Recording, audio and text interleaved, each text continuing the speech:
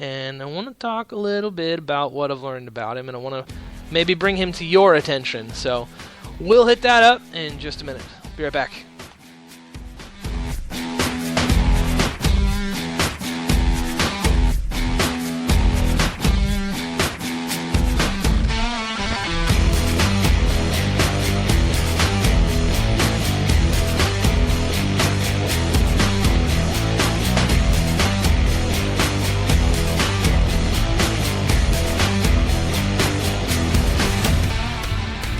Hi, this is Mary Chastain of Breitbart News, and you're listening to Vigilant Liberty Radio.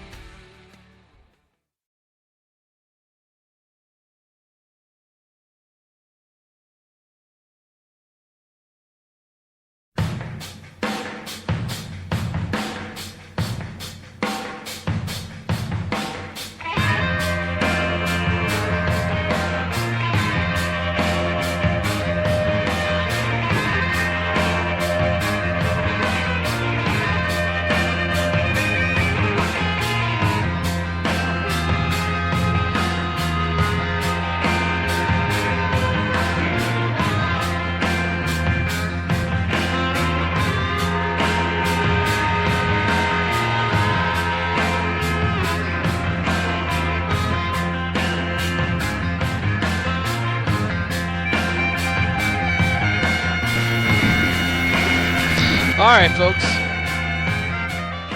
So, Scott Walker. Now, for those of you who don't know who he is the current Republican governor of Wisconsin. He has become someone of note after taking on unions and winning. He removed collective bargaining rights, and he took on teachers' unions as well. He's a big-time free market guy. He's been fantastic on taxes, just taking them down left and right. But most notably, Scott Walker has... Well, he's won a couple of polls in a couple of important places, namely Iowa and New Hampshire. Now, New Hampshire is a pretty libertarian state. It's, in my opinion, they got the Free State Project up there. The caucuses are interesting in New Hampshire, in my opinion. They are a swing state, so is Iowa. But Scott Walker, he's economically great. He really is. He's economically great. And from what I've seen, he is, while he holds Republican views on social issues, he doesn't push them on other people. I think the most noteworthy of these is on abortion. When he talked about abortion, he said, I'm pro-life, but I'm going to focus on budget issues. I'm going to focus on economic issues. So I'm pro-life as well, but I think it's important to note that a Republican who is just laser focused on the economy is a Republican that can win libertarian votes. That is a person who can win independent votes. Now, a lot of people talk about being more populist and how that seems to win votes. Let me tell you, being a libertarian will win more votes than being a populist. I firmly believe that. And I know that kind of flies in the face of what we've seen historically, but I think that has more to do with donation size, party affiliation, and exposure than it does with actual views. I think that because libertarian candidates are not even included in debates, I think because libertarians are the Libertarian Party kind of gets thrown to the wayside on everything. You can't get into a debate. How are you going to even get your name out there? How are you even going to get exposure? Sure, sometimes they can get public events and they do tours and speeches and stuff. But in reality, when you've got, the national media talking about two candidates, it's always two candidates. It's always the Republicans versus Democrats. It's always who's going to win, Jeb or Hillary. Who's going to win, Romney or Obama. You never hear about that third-party candidate. Hardly ever. And the only people who ever know about the third-party candidate are the people who support the third-party candidate. I mean, that's just the way it is.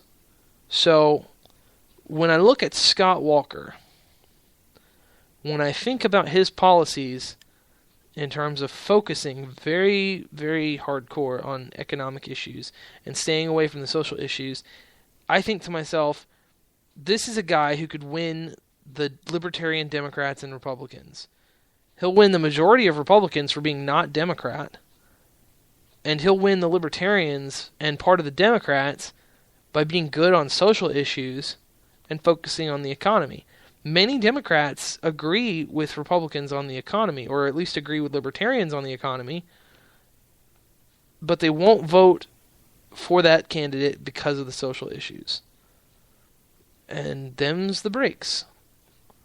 It really is. Now, granted, the social issues kind of seem to be this can that gets getting kicked down the road that don't really mean much in terms of effective policy solutions. They don't mean anything in terms of what could actually be passed. They really don't. But they are still touted, and they are still very, very necessary to win the base, to win Republican votes that way. And I think probably the most noteworthy is the staunch pro-life voters.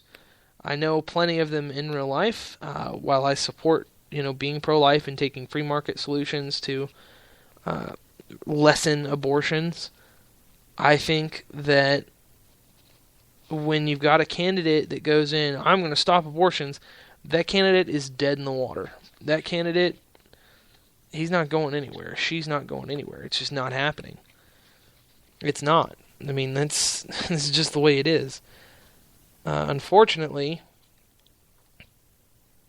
we talked about Roe v. Wade, bodily autonomy, it's a thing. And even when a progressive does recognize that, the fetus is alive, a fertilized egg is alive, even though science says that, many, many people in this country, over half the country, actually believe that even if the embryo is alive, even if the baby is alive, even if it is a human being in there, the life of the mother, the will of the mother, her bodily autonomy trumps the right to life of a child. And that's how people vote. And while it's good and fine for people to talk about being pro-life, when it comes to actually enforcing that, when it comes to actually enforcing gay marriage, getting rid of it, banning it, what have you, when it comes to social issues like that, Republicans repeatedly fail. They repeatedly fail in elections, and that is a large part of it. And with Scott Walker coming out and him being very good on the issues and being willing to take on unions, consistently lowering taxes, creating a surplus in his state, and doing what he can to expand exports to foreign countries, I gotta say, he's got a pretty good resume. I mean, he's a young guy, he's 47, but he's done a good job. I gotta say, I like where he's sitting on some of these issues, and he may be able to win the base. He may be able to win the more conservative Republican base if he's not afraid to say how he feels on those issues, but talk about the importance of fixing the economy, the importance of getting more Americans to work, the importance of making sure that America stays the number one economy in the world, and doing everything it can to dominate the world economy in every category. Those are the things that a Republican candidate that expects to win, those are the things that need to come out of his mouth. And whether or not he says them, whether or not he can do that, that remains up for debate. Now, a lot of people have taken issue with him saying, oh, he's too Midwestern. Apparently the Chicago Tribune has said that he's too Midwestern to win a presidential election. You know, he's not very charismatic, he's not going to win. That's just the way it goes. If you don't get a Republican that can get up there and fire up a crowd, you're just not going to motivate people. They're not going to come out to the polls. You're not going to sound better. You're not going to sound better. You're going to make people yawn. You're going to be boring. And a boring political candidate is the absolute last thing you want, especially when potentially you could go up against the first female president or a chance at the first female president. And there are no viable Republican female candidates. There are some libertarians who are pretty good on the issues, not rhetorically, not verbally, not looks-wise, which is unfortunate, but c'est la vie. I believe that Scott Walker's a pretty good choice. I wouldn't mind seeing Scott Walker and Rand Paul on the same ticket. I think that would be a winning ticket. I think they would do a very good job. I would hate to see him not in Wisconsin, though, where he's doing a good job.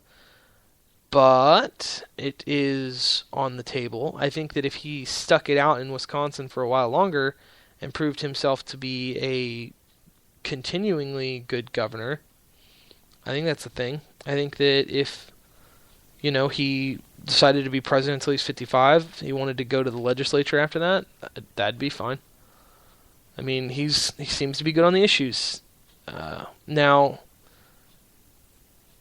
you've got people like Mother Jones attacking him, saying, "Oh, Scott Walker wants to know if wind power is making people sick." Leftists are already attacking him, and after winning the Iowa and New Hampshire polls, it is what it is. Now, they posted this article from Huffington Post, and they've got this climate collaboration thing. Now, in Governor Scott Walker's Wisconsin budget proposal, he has asked for $250,000 to study the health impacts of wind turbines. So, he wants to find out if wind energy, if turbines affect people's health.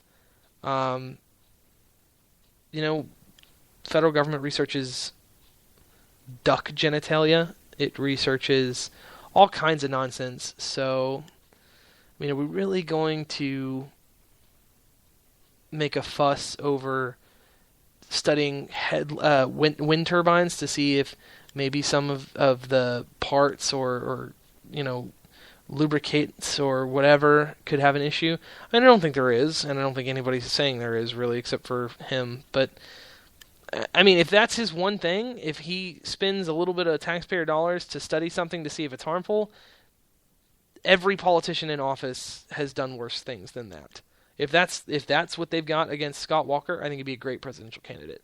Now, another thing I want to note is a lot of people have come out and said that they would like to see the King of Jordan as the American president. Obviously, this is laughable because he's the King of Jordan, but he did something worth note, and I'm just completely skipping into this because we're coming to the end of the show here. The King of Jordan has decided not only is he going to take it to ISIS after they executed the Jordanian pilot that they captured, he's going to actually fight them himself. He's a king that is leading the way into battle for his troops. And I don't mean he's on a horse or sitting on a tank or pretending or anything. No, he's a pilot, and he's actually flying sorties against ISIS. He himself is in a jet dropping bombs on terrorists. Regardless of how you feel about monarchy, and I think you all know where I stand on that, that's awesome.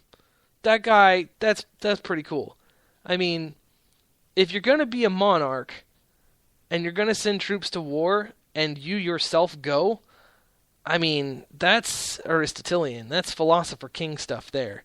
I gotta say that. I mean, if he is not,